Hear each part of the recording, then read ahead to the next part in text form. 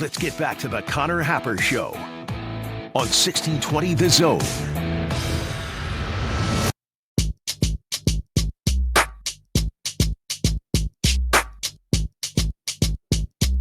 All right, welcome back.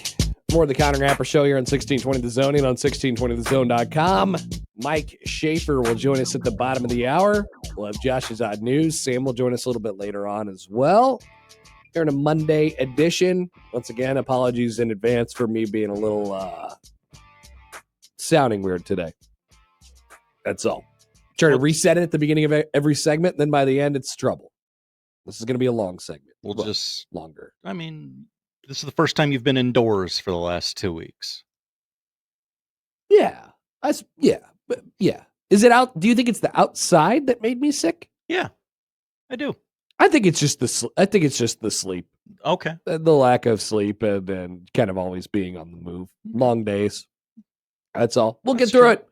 We'll get through it together. Yesterday, in Game 2 of the Men's College World Series Championship Finals, let's set the scene a little bit because I think it all matters in this conversation.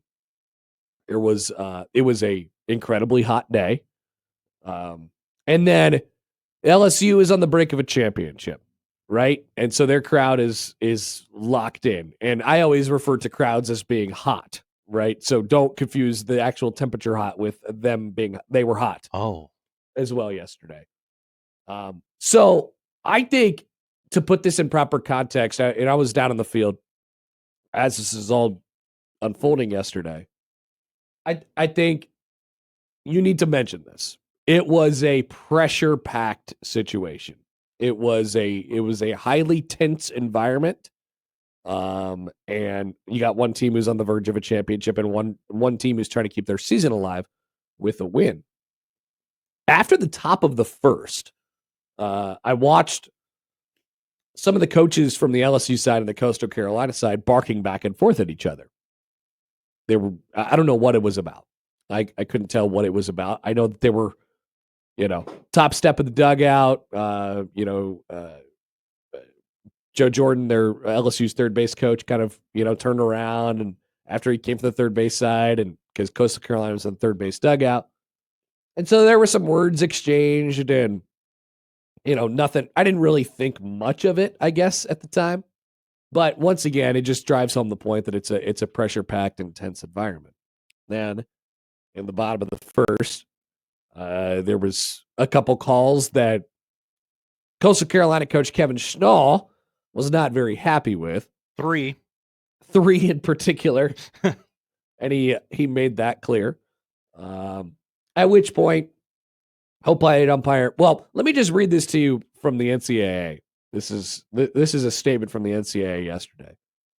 In the bottom of the first inning, Coastal Carolina head coach Kevin Schnall and first base coach Matt Schilling were ejected from the game for continued arguing about balls and strikes. Kevin Schnall went up to the top of the stair, and at which point he was shooed away, which Schnall had a problem with, and we'll talk about that in a second. And wasn't happy with that part either, and subsequently got run from the game, at which point he came out onto the field, and then kind of the fracas ensued. He was initially warned by the umpire crew. This is back to the NCAA. NCAA playing rule 3-6-F note 1 states that ball strikes, half swings, or decisions about hit-by-pitch situations are not to be argued. After a warning, any player or coach who continues to argue balls and strikes, half swings, or hit-by-pitch situations shall be ejected from the game.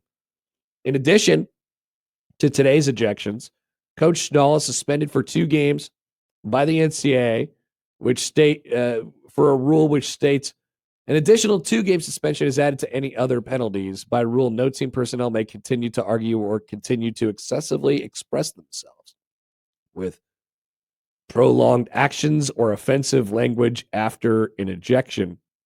And another rule states that if an assistant coach, if ejected, is automatically suspended for a game.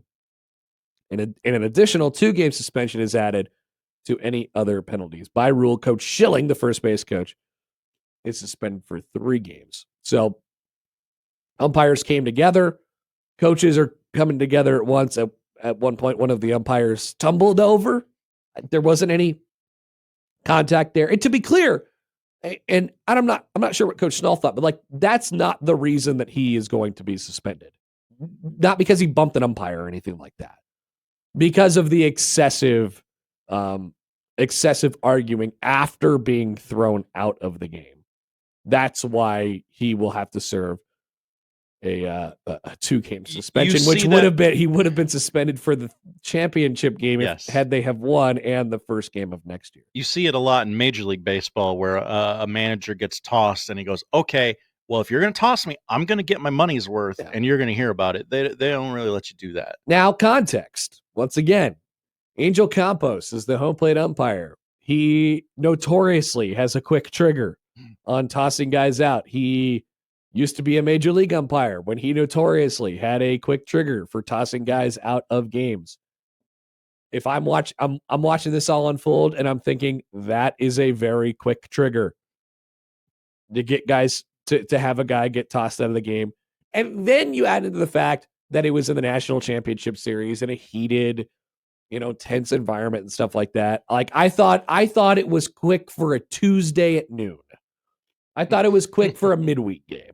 I definitely think it was way quick for that environment. So let's go to the video. Here is Kevin Schnall after the game, and Coastal Carolina had lost and the season was over at this point. He goes to the press conference and he has the following things to say. There's 25,000 people there, and I vaguely hear a warning issued. As the head coach, I was an assistant for 24 years, and as an assistant, you're almost treated like a second level citizen, and you can't say a word. Now, as a head coach, I think it is your right to get an explanation of why we got warned.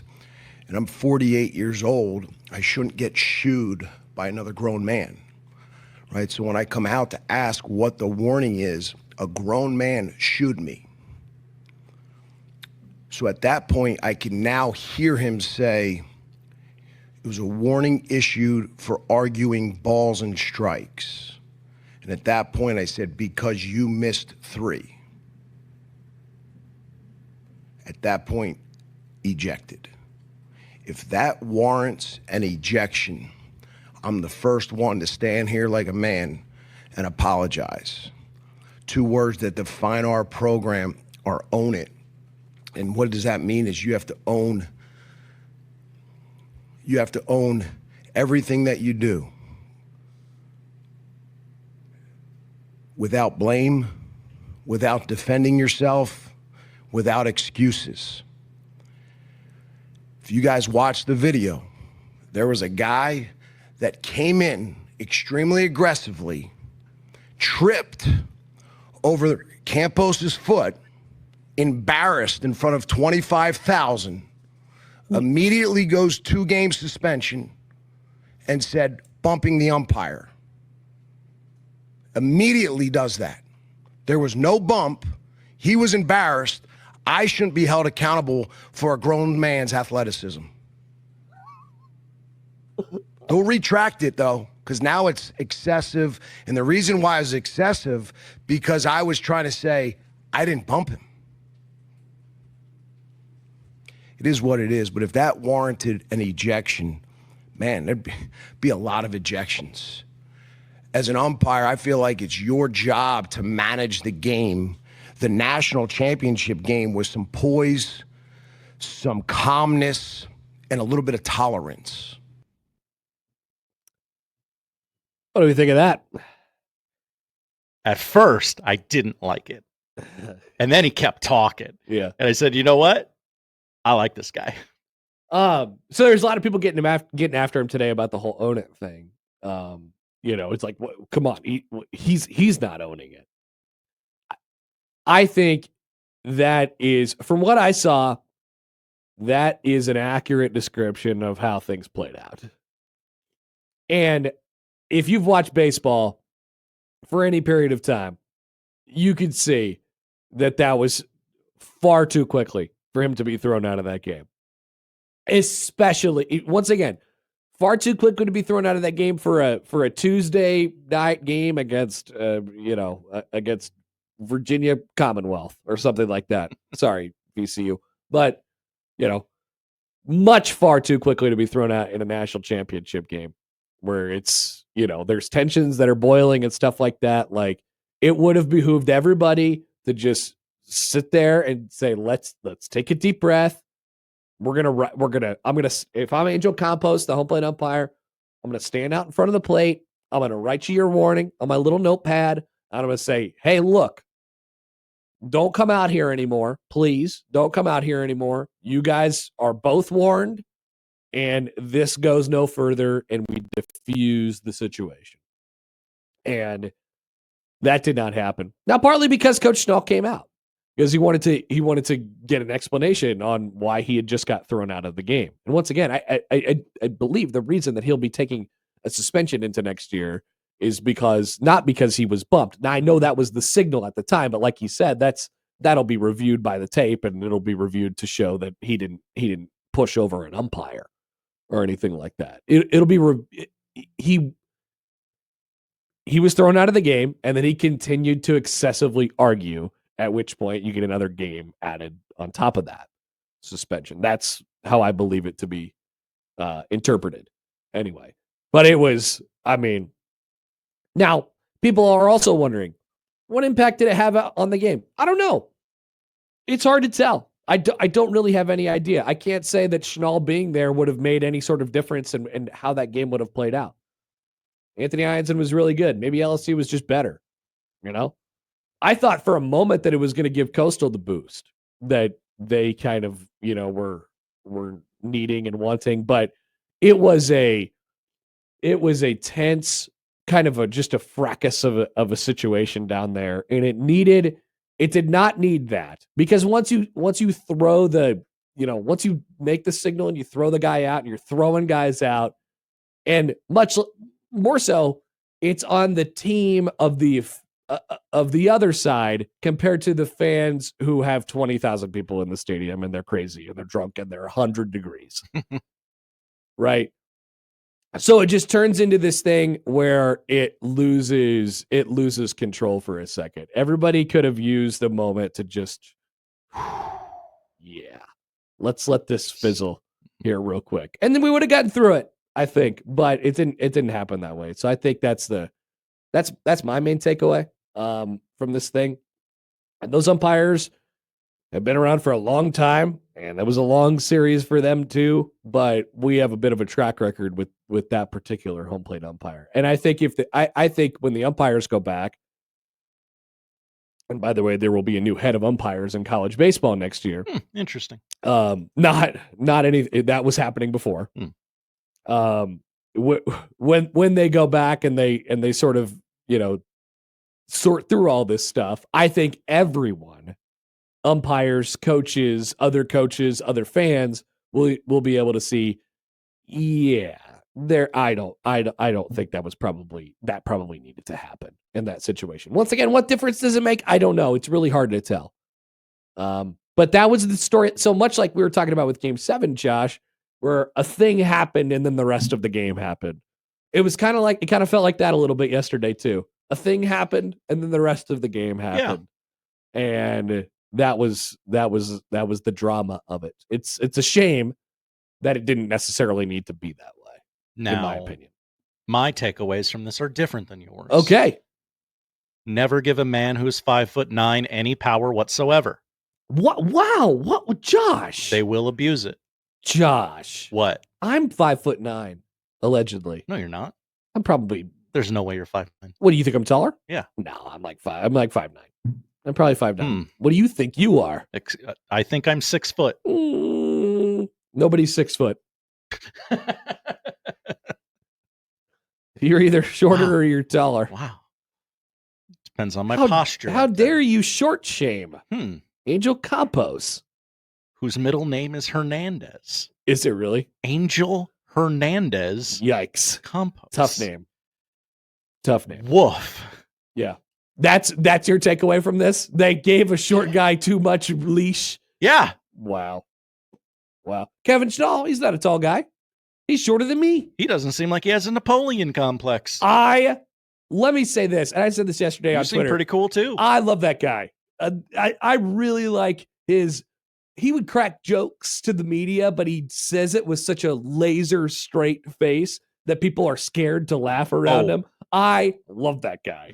He has been great to get to know over the last 10 days. The Chanticleers thing. Yeah, Chanticleers. At first, I was like, oh.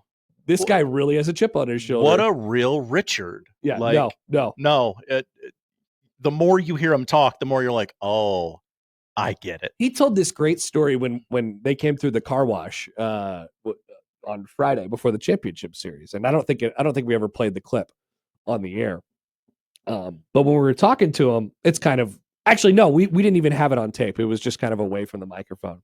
And he said, they're talking about an MLB network right now. He said, he's a really like laser focused, super intense, but it's from the perspective of in his program, everything means everything, right? Every detail is really important. So you get to asking players and you talk about like, hey, what are the details, actually like? They have fun, just like everybody else. Mm-hmm. They have the space helmet and all this different stuff going on in their dugout. But Schnall was like, we talk about being 4-tack guys. Well, what do you think 4-tack guys means? Tack. 4-tack. I have no idea. So when you put a piece of paper up on a cork board, how many tacks do you put it up with? Okay. You put it up with 1 tack just so it stays up there, or you put it up with 4 tacks.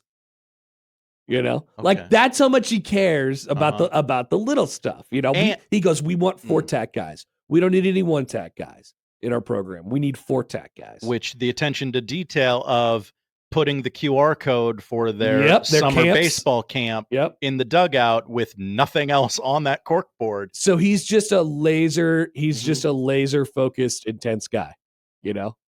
And I think they came in with a little bit of a chip on their shoulder because they had won 23 games in a row and nobody was talking about them. Right. That makes perfect sense. And so, I think he's a little bit misunderstood as far as how he sounds in a post-game press conference and stuff like that. You could hear it in his voice right there. If you're watching along with us on YouTube, you could see it. He's emotional, about the entire thing. He didn't want it to go that way. No. He's not trying to send a message or anything like that. But man, I hated to see the way that went yesterday. Once again, I don't think it makes a difference. Really, LSU probably like the same stuff just happens, and the game plays on, and LSU wins a championship, and we're talking about that more today. But this is the thing, and I mean, they're talking about an MLB network right now. They're not talking about LSU. How they won 2 national championships in 3 years, and by the way, LSU is the class program of college baseball. They have asserted themselves. If there's a place where you should be, it's LSU because they won a title. And I mean, hell, they're going to have the number 1 pick in the draft, probably in Cade Anderson. And, they'll have a bunch of top guys that go. It's not like they weren't talented, but this is a team that doesn't have a lot of fanfare behind it. They found a way to win a national championship. Beat the best team in the country 2 times within that College World Series tournament. Yeah, so that would be the story today. This is the class program of college baseball, and there's no doubt about that, and nobody's taking that away from them. But the conversation shifts more toward umpires today, which is a shame. Angel said, I got to get my name out there. Bernie writes in, welcome to the Ump Show. That's right. As you said yesterday, Josh, it's the College World Series for Angel Campos, too. That's right. Bernie writes in. Hi, Bernie. It says Campos did this to Clemson at Tennessee in the Super Regional a couple of years ago. Yep, 2023. Yeah, so Cam Canarella, I believe he was tossed for, when guys come off the field and they get a little bit excited and they're trying to pump up the crowd or whatever. He was very common in college baseball. He was immediately ejected for the game for celebrating excessively. I don't know. It is funny too to watch these teams. There wasn't a home runs hit this week. It's funny to watch these teams after what happened to the Super Regionals with Duke and AJ Gracia.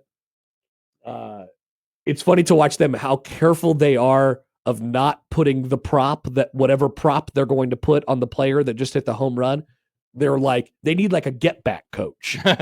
So Dean Mijos for Coastal, it's a home run yesterday. And the guy, because they have a space helmet that they slap on the guy who hits a home run. And he's like at the top step, but no further. Cannot go onto the field.